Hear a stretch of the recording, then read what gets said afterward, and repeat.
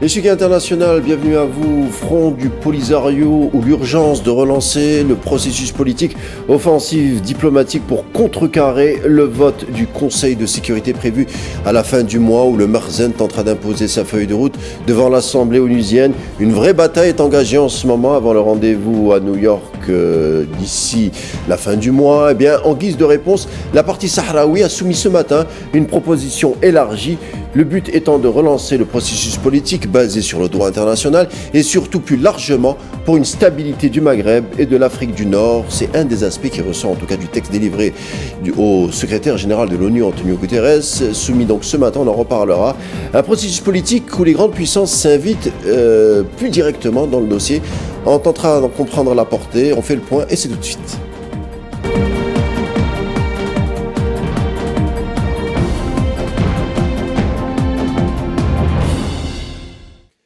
On l'a dit, on se penchera ce soir sur un bras de fer diplomatique international concernant et autour de la question sahraoui. Une missive ce matin signée le président sahraoui Ibrahim Rali qui rétorque un plan marzanien pour les territoires sahraouis.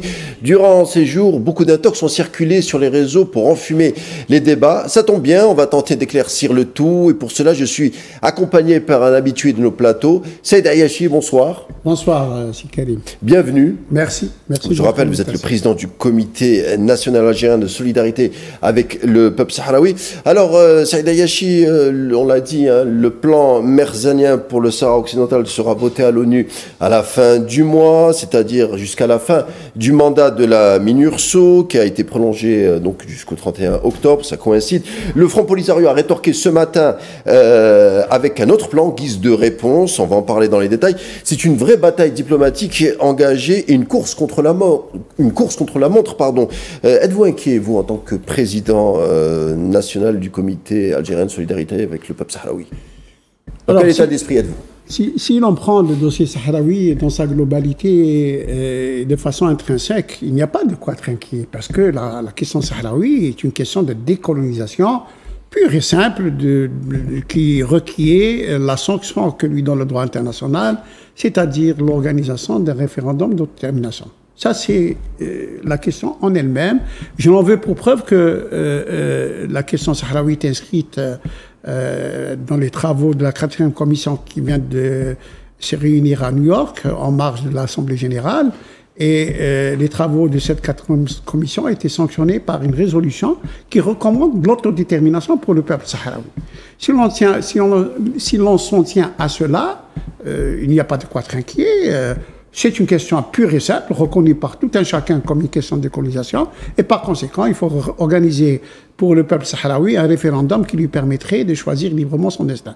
Mais ce n'est pas le cas. C'est-à-dire, vous savez maintenant, hélas, l'ONU, c'est l'ONU, avec tous ses paradoxes et ses contradictions. Vous avez l'Assemblée générale et vous avez le Conseil de sécurité. L'Assemblée générale, c'est la communauté internationale, tous les États, qui délibèrent sur telle ou telle question dans les commissions qui maintenant remontent vers l'Assemblée générale, qui en font des résolutions des commissions, les recommandations et résolutions de l'Assemblée générale. Et puis il y a le Conseil de sécurité, qui est pour ainsi dire le gouvernement des Nations Unies, c'est-à-dire c'est là où se décident des choses entre membres permanents et membres non permanents. Mais il y a des pressions, il y a des enjeux. Alors évidemment, coulisses, il y a une espèce de jeu. Le Conseil de sécurité n'est pas tenu de prendre en considération les recommandations de l'Assemblée générale à telle enseigne que on peut trouver des contradictions entre une résolution de l'Assemblée générale et une autre des Nations Unies, ou alors tout simplement le Conseil de sécurité qui peut donner un mandat à un pays pour agresser un autre, pour envahir un autre, sans qu'il y ait l'acquiescement de l'Assemblée générale. Ce sont les prérogatives du Conseil de sécurité. Si l'on prend le dossier comme ça, malheureusement, si l'on prend le contexte international, où on a vu comment le droit international est bypassé, où le droit international est violé, disons les mots comme elles sont. L'on voit comment le Conseil de sécurité se comporte vis-à-vis d'un génocide comme cela s'est passé à Gaza, où 14 membres du Conseil de sécurité demandent un cessez-le-feu, votent un cessez-le-feu, et un membre permanent, en l'occurrence les États-Unis d'Amérique, disent veto, pas de cessez-le-feu, il faut laisser l'armée israélienne terminer le travail d'extermination du peuple sahraoui. Voilà. Pas palestinien. le peuple palestinien, pardon. Et voilà, donc, ce sont ces contradictions, ces paradoxes insupportables, intolérables, qui, d'une certaine façon, nous interpellent et nous font craindre que dans la prochaine réunion du Conseil de sécurité, il peut y avoir tentative d'un passage en force donc des membres permanents du Conseil de sécurité qui soutiennent la position marocaine, qui est à contre-courant du droit international, mais qui peut, d'une façon ou d'une autre, sous une forme ou sous une autre, nous en parlerons, peut, d'une certaine façon, donc altérer le droit international, l'abîmer, le contourner. Ce que vous dites au fond, c'est au vu comment les affaires sont réglées au niveau mondial, vous avez peur que cela ait une influence sur le vote donc de la fin du mois. Donc vous êtes quand même un peu inquiet. Non, disons les choses plus clairement. La couleur est annoncée par les soutiens du Maroc au sein du Conseil de sécurité, les États-Unis d'Amérique, la France, la Grande-Bretagne, qui, eux, soutiennent la position marocaine, qui, elle, est-ce qu'il faudrait l'exposer encore une fois? Je pense que c'est inutile, et contraire au droit international. Quand le régime marocain veut offrir l'autonomie aux Sahraouis sans passer par le référendum, c'est une violation pure et simple du droit international. Rabat a dit Rabat dit que le maximum qu'il pouvait offrir, c'est le plan d'autonomie. Oui, mais allez, le plan d'autonomie, on suppose que ça peut être une solution, on suppose. Mais ce que disent les Sahraouis et la majorité de la communauté internationale, mettez-le comme une option dans le référendum. Consultez le peuple sahraoui, parce que l'esprit de la lettre, c'est la consultation du peuple sahraoui. Mais ça a été reconnu en mai dernier au Conseil de sécurité, c'est-à-dire à l'unanimité, à part il y a l'atermoiement de la France, mais on reconnaît que le peuple sahraoui a le droit à s'exprimer par rapport via un référendum. Mais ça coule de source, Oustad Karim. Ça coule de source. Le problème, le dossier sahraoui est limpide comme l'eau de roche. Et le territoire du Sahara occidental a été enregistré sur les tablettes de l'ONU comme territoire non autonome en 63. En 63, personne ne peut aller enlever cette inscription des tablettes de l'ONU. Et deuxièmement, le droit international dit, notamment la résolution 1514, que tout peuple colonisé, c'est-à-dire tout peuple d'un territoire non autonome, a le droit de choisir son destin à travers un référendum d'autodétermination. Tout est dit là-dedans. C'est important de dire ça parce qu'on a entendu beaucoup d'enfumades, beaucoup d'intox. Bien sûr. Même le président de la République, Abdelmadjid Tebboune, il le dit que on peut pas être plus sahraoui que les Sahraouis et que c'est à eux de se déterminer par rapport à... Le mot et toutes les juridictions internationales, et je n'en veux pour preuve que le jugement énoncé par la haute cour de la Cour de justice de l'Union européenne qui dit il faut une consultation du peuple sahraoui. En ce qui concerne, là, bien sûr, la commercialisation des produits agricoles venant du Sahara occidental. Mais c'est tout le droit international, c'est la consultation du peuple, et c'est le peuple. Dois-je rappeler que nous-mêmes, les Algériens, nous avons été consultés pour savoir ce que veut le peuple algérien après 7 ans et demi de guerre sanguinaire, sanglante, parce que tout simplement c'est le droit international et on a voulu dire on respecte le droit international. Alors Saïd Ayachi, président du comité national algérien de solidarité avec le peuple sahraoui, quand vous avez reçu le texte de ce matin, tiens. Alors c'est un texte où on parle bien entendu d'un référendum sous la supervision de l'ONU et de l'Union africaine, mais quand vous l'avez lu, quelle résonance en avez-vous tiré? Vous parlez du texte du président Brahim Ghali, signé ce matin à l'endroit à Antonio Guterres, secrétaire général de l'ONU. Écoutez, le régime du Makhzen a pris l'habitude de s'octroyer les bons points au regard de la communauté internationale. Vous avez assisté dernièrement, mais ce n'est pas la première fois, que le roi parle d'une main tendue, le roi parle d'une fraternité régionale, le roi parle d'une complémentarité entre les pays de la région, le roi parle de son amour pour la paix, etc. Ce sont des mots pour vous, hein? Ce sont des discours. Mais bien entendu, parce qu'entre-temps, regardez ce qu'il fait. Les violations des droits de l'homme dans les territoires occupés journellement, la spoliation des ressources naturelles, les entraves devant les envoyés personnels du secrétaire général pour ne pas arriver aux négociations, Et donc, bien entendu, ce sont des mots pour amadouer, pour, comme vous dites, parasiter le dossier. Et donc, et les Sahraouis qui, depuis toujours, disent nous avons signé le cessez-le-feu à la condition qu'on nous organise un référendum de détermination. Nous voulons nous en tenir à cette promesse, à cet engagement des Nations Unies et de l'Organisation de l'Unité africaine, aujourd'hui l'Union africaine. S'ils sont engagés pour nous préparer, pour nous organiser ce référendum, on souhaite qu'on nous le fasse. Et en fait, le fait de dire on veut ceci, il passe pour être de mauvais coucheurs, des empêcheurs de tourner en rang. Alors le président Rally, il avait tout raison, il a dit, mais nous aussi, nous sommes conciliants, nous pouvons trouver des formules, à la condition tout simplement qu'on respecte le droit international, c'est-à-dire l'autodétermination. Tout le reste est valable, tout le reste est discutable. Alors, je crois que c'est comme ça qu'il faut lire la missive du président Rally. Alors résumons justement dans les grandes lignes pour nos téléspectateurs, rapidement, hein, Rabat veut imposer une territoire autonome, une région autonome qui serait sous administration donc du Maroc, refus cinglant par la partie sahraoui qui veut un référendum pour l'autodétermination. Mais Saïd Ayachi, ce nouveau texte dans le fond donc de ce matin ne diffère pas trop du texte de 2007. On se rappelle à l'époque, en tout cas, le fond n'est pas très différent. On se rappelle qui a été reconnu par le Conseil de sécurité avec la résolution 1754, je crois. Qu'est-ce qui change donc? Quelle est la nouveauté avec le texte de ce matin par rapport à 2007? Le point nodal, le point gordien, c'est le référendum. Les Marocains veulent octroyer l'autonomie aux Sahraouis. C'est-à-dire, on va vous donner quelque chose sans consulter, que ce soit avec l'acquiescement ou pas du peuple sahraoui, mais on vous donne l'autonomie. C'est ce qu'il y a à prendre. C'est ce que disent le régime marocain. Les Sahraouis disent, nous, organisez-nous le référendum, auquel nous avons droit au regard du droit international. Et toute la communauté internationale est d'accord sur cela.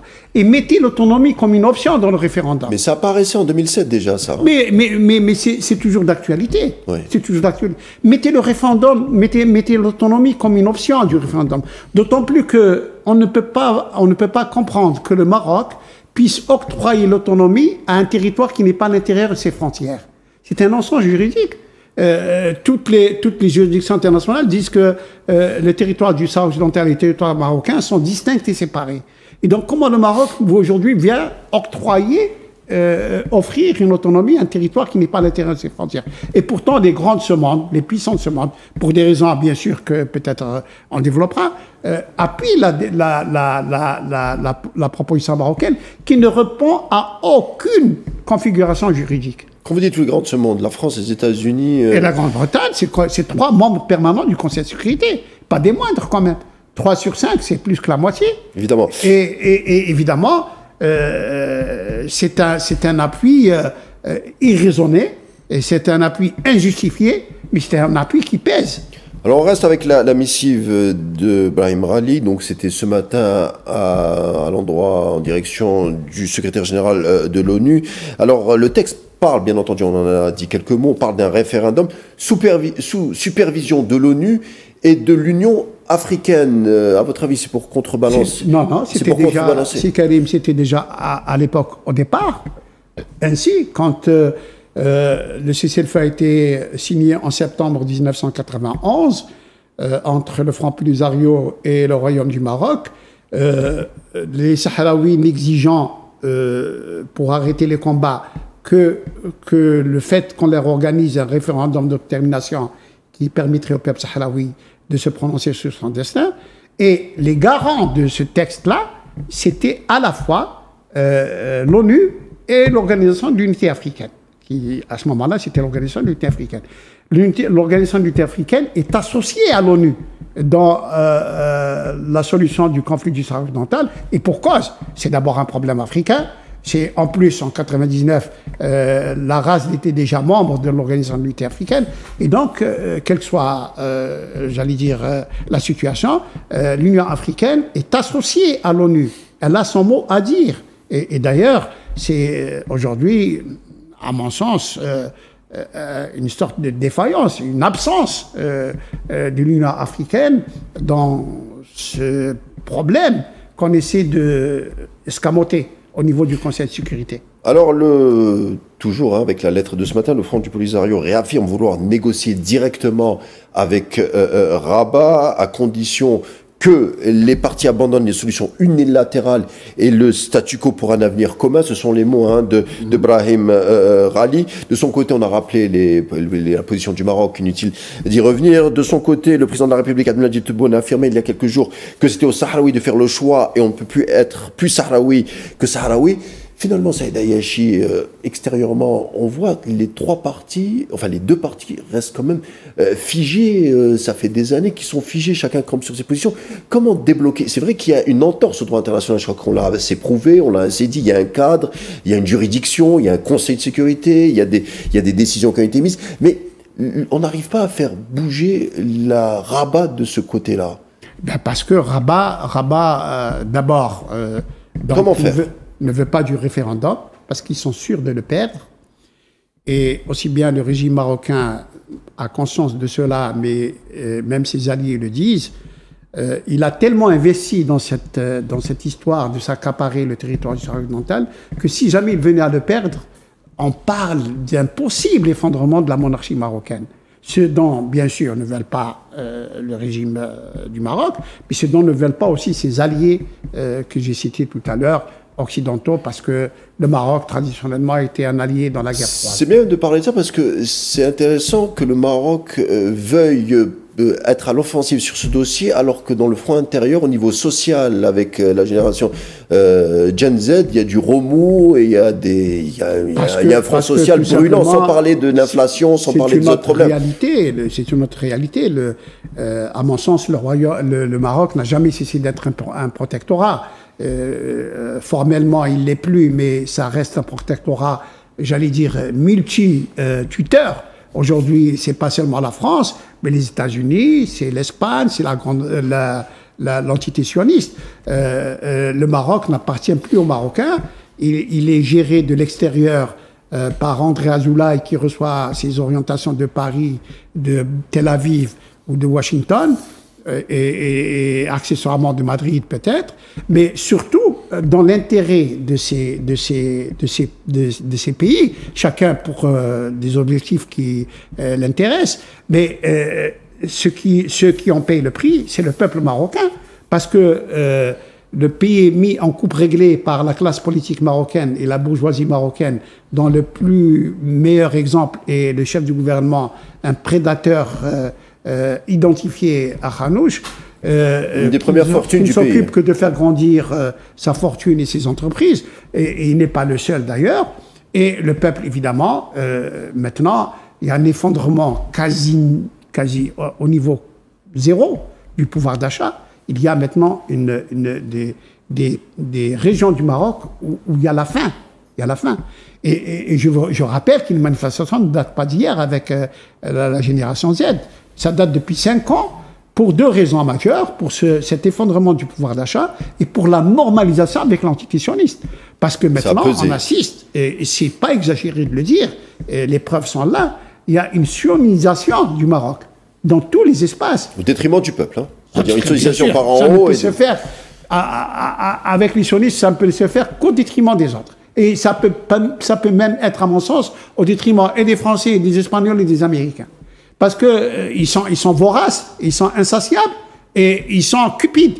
Et donc, vous avez l'agriculture, l'armée, le droit, l'université, l'éducation, la santé, tout ça est en voie d'être sionisé par le régime de Tel Aviv. Alors le dossier sahraoui aussi, quand les puissances s'en mêlent, les États-Unis ont présenté au Conseil de sécurité de l'ONU, avec Steve Witkoff aussi, qui a parlé qui a dit vouloir travailler avec l'Algérie et le Maroc pour une solution sur la question sahraoui. Il y a 3 jours, il a présenté ce plan au Conseil de sécurité, sauf que le mot autodétermination et référendum n'apparaissent pas. Et c'est inquiétant.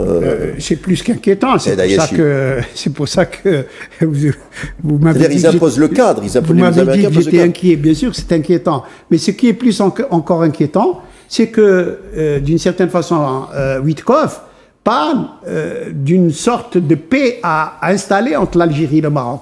Comme s'il y avait une médiation qui était nécessaire entre l'Algérie et le Maroc Ça veut dire quoi, en fait? Ça veut dire que l'Algérie est partie prenante dans le conflit, ce qui n'est pas le cas du tout. D'où la réponse du président de la République. Mais bien entendu, le président Tebboune dit ceci. Il dit, écoutez, nous sommes comme toute la communauté internationale. Nous voulons l'application du droit international qui est très clair. Et pour nous, Algériens, ce n'est pas nouveau. Nous avons soutenu 15 mouvements de libération. Et le Front Polisario est un mouvement de libération reconnu, représenté à travers le monde entier. Donc pour nous, nous soutenons le Front Polisario à titre de mouvement de libération. Maintenant, ce que décident les Sahraouis, le président Tebboune a parfaitement raison. Et il dit que nous n'allons pas être plus Sahraouis que les Sahraouis. Vous connaissez la bonne formule du président Boumediene Allah Rahmou à propos de la Palestine, qui dit « Nous ne demandons pas plus que les Palestiniens. Ce serait de la surenchère, de la démagogie.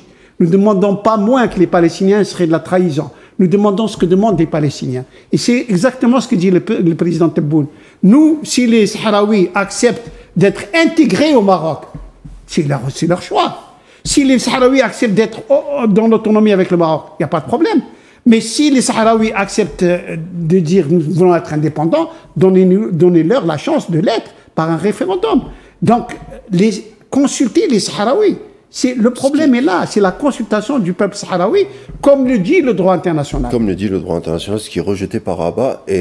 Parce qu'ils savent qu'ils perdent le référendum, ils savent qu'ils perdraient le référendum. Et ça, ils n'en veulent pas, parce que, encore une fois, au risque de me répéter, leurs soutiens disent « Attention, si le Maroc perd cette histoire du Sahara occidental, c'est la disparition de la monarchie marocaine. » On va pas garantir la pérennité de la monarchie marocaine en sacrifiant le peuple sahraoui. Vous y croyez, vous? Honnêtement, sur ça, le fait est que si on délaisse la question sahraoui, la monarchie marocaine risque de connaître une apocalypse. C'est un bouloulou, c'est un épouvantail qu'on agite pour, d'une certaine façon, dramatiser le décor et d'une certaine façon, pousser vers il faut à tout prix satisfaire quand même le Maroc. Eh bien, figurez-vous, quels sont les soins pour satisfaire le Maroc et le truc? C'est le plan Bekertou. Oui. Le plan Bekertou qui donne 5 ans d'autonomie et à la suite organiser un référendum. Mais les Marocains n'en veulent pas. Ils veulent que l'autonomie à donner aux Marocains. Et évidemment, en plus, ce qui est, les Sahraouis le savent, et beaucoup de la communauté internationale aussi, c'est qu'ils promettent une autonomie large, etc. Ils n'en tiendront pas compte, c'est pas vrai. Parce qu'ils ont peur que si jamais il y a une autonomie exemplaire au Sahara occidental, ça fera tache d'huile chez eux à l'intérieur du Maroc, et à ce moment-là, ça y va de la stabilité du régime marocain. Et donc, il y aura encore un régime policier au Sahara occidental, etc., avec des Sahraouis, bien sûr, opprimés. Par des forces de sécurité qui auraient la main lourde sur le droit. Alors, le dossier sahraoui, c'est ses émissaires, ses militants. Alors, vous savez, vous et d'autres, que la date du 31 octobre, la fin du mois, dans 10 jours, elle est cruciale. Il est important, Saïd Ayachi, de dire quoi qu'il arrive. On a parlé d'inquiétude, on a un peu dressé le tableau. Quoi qu'il arrive, le combat continue. Mais bien entendu qu'il continue. Et pourquoi? C'est parce que, tout simplement, les Sahraouis se défendent sur une ligne de justice. C'est le droit international. C'est quand même le droit international qui est le soubassement des relations internationales, qui gère les relations internationales. Et donc, ils ne demandent rien d'autre que d'appliquer le droit international. Qui peut leur reprocher d'avoir de telles revendications? Tout le monde est d'accord pour de vouloir s'exprimer sur leur futur. Et donc, notre ligne de défense, notre ligne d'exigence, notre ligne de revendication, c'est l'application du droit international.